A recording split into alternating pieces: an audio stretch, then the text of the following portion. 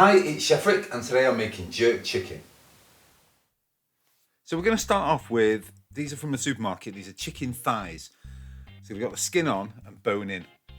So what I want to do is I want to keep the skin on but take the bone out.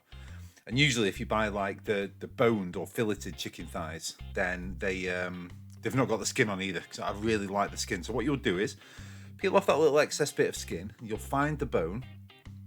Really easy to find the top and the bottom of the bone, and using a sharp knife, all you do is just take your time and carefully scrape along the outside of the bone.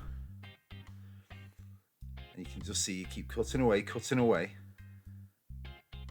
And all you do is just keep the knife against the bone and keep running down and around until in the end, you pretty much can just pop off the actual bone like that with not too much meat left on it. So that, I'm no butcher, but all that is by keeping the knife against the edge of the bone.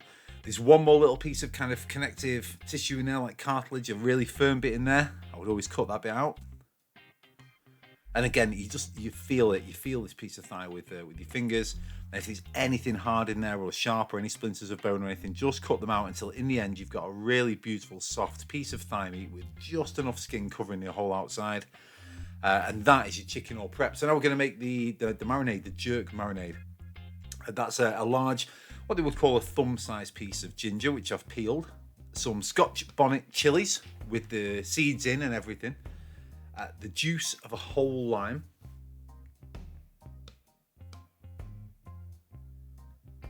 And all the bits as well that came off the lime when we juiced it. All the bits of pith. 7 cloves of garlic, all peeled.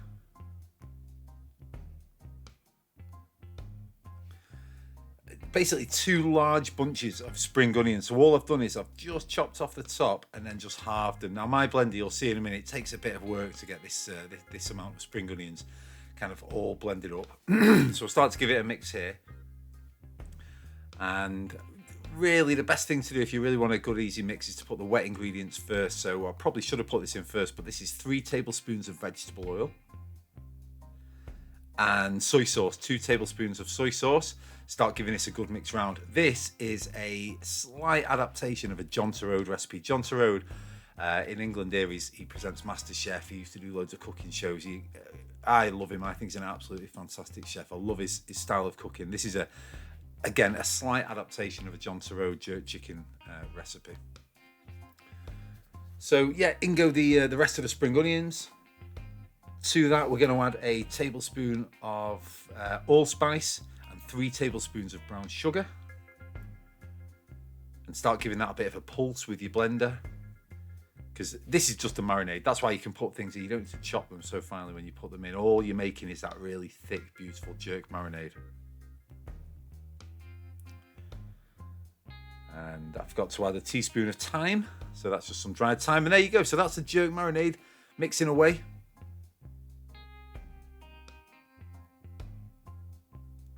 And then that goes over all of your chicken.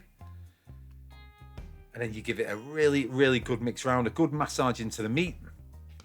And then that will go in the fridge overnight. Now, the plan for this video was I was going to do it on a barbecue. I thought, right, I'll set it all up. I'll do my first barbecue video. Then the weather was just horrendous. So I've ended up doing it in the oven, which I suppose is easier for everybody because anyone can do it at home in an oven. You don't need to have nice weather. But that mix that you've got right there, that bowl of boneless but skin on chicken thighs with a jerk marinade, if you turn up to someone's barbecue with that as a little gift, I think it's probably the absolute best marinade ever to put on chicken. I love the spice in it. I love everything about it. But anyway, there you go. That's the next day. Giving it a good mix round. So like I said, we're going to have to do this in the oven. So I'm going to take a tray and I've got a wire rack. I'm going to place 6 of the thighs skin side up. So the skin side up on the top. I'm going to put a lime chopped in half.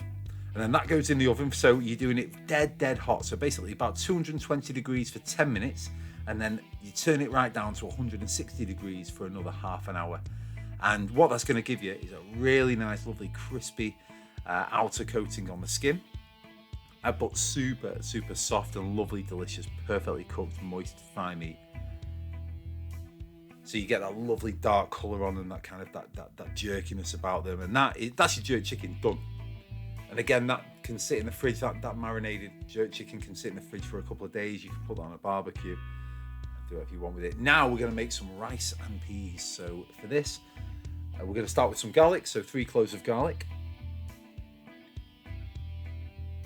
And this is going into the rice, so we really do want to chop these up. So just like we've done with every single other Chef Rick video, flatten the garlic with the back of a knife and then just chop it up by moving left to right and just taking your time when you're doing it. So keep bringing it back to the middle until in the end you've got some really nice finely minced garlic.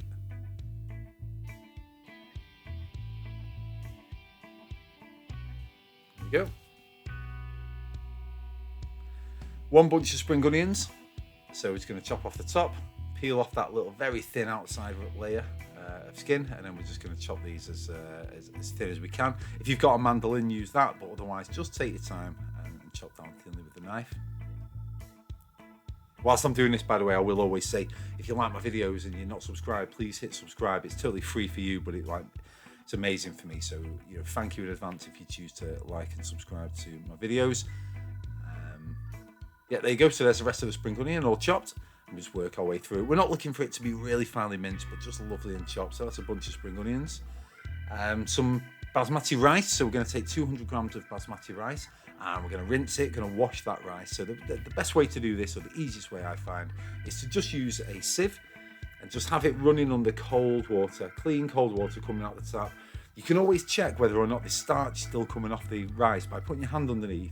And if it's at all cloudy, the water you're catching in your hands, keep going, keep washing it, because you want that water to be running off super clean. Just means that your rice is perfectly washed. So that should take around about 2 minutes. Now you're going to get a colander and you're going to put 2 cans of kidney beans in there. When you buy your kidney beans, you can get them that come in water or in chili or whatever else. It doesn't matter because you're going to rinse them anyway, so you may as well just get the kidney beans that come in water. So that's 2 cans of kidney beans, which have been well washed. And now this is going to be our rice pan. So you're going to use the biggest one that you've got. Put in the rice, put it on a medium heat, of course. In with a can of coconut milk. They need a really good mix, by the way, when you're doing it. In with all of your spring onions. 2 teaspoons of thyme. 1 teaspoon of allspice. Your garlic.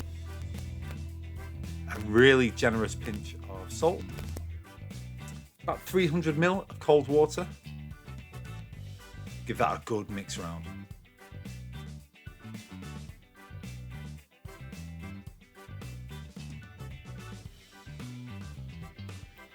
Again, turn that up to a medium heat and let that come to the boil. Probably takes around about 10 minutes. Turn the heat down slightly, put the lid on, and leave it for a further 20 minutes. Now you can see that rice is really starting to soak up the water. It smells fantastic, of course. All the flavours are coming through. Keep that lid off and put the kidney beans in. Again, give it another good mix round. Again, you've probably sat here on a medium heat at this point, medium to low. You certainly don't want anything to catch on the bottom of the pan. Lid back on. After about a further 10 minutes, you can take that off the heat. Just keep making sure everything's mixed round. Again, nothing's catching on the bottom. You're going to put the lid back on and you're going to just let that sit for about 15 minutes before you're ready to actually serve it. It's going to absorb all of the rest of the water. You can see how perfect that is at this stage. Test it. If it needs a bit more salt, you can add it, but this really didn't. Look at that. It's absolutely perfect rice and peas. And now we're ready to plate up. So again, presentation's everything. Get yourself one of your nice plates. A nice big portion of the rice and peas. Some of that beautiful, perfect jerk chicken. Squeeze over some of the roasted lime. Serve with some hot sauce. The hotter the better, in my opinion. And there you go, jerk chicken, rice and peas. Kind of red stripe, of course, for the authentic Caribbean thing. It's one of my favourite things in the world. I've always loved it. This is the best ever version I've found to be able to do at home. Yeah, it's an absolute pleasure to cook it, whether it's on a barbecue or whether it's in the oven. And I'm just really glad I got to put it out as a video. So thank you so much for anyone who's watched it, and I really appreciate every single viewer. Hope you make it yourself, and I'll catch you on the next one. Bye bye.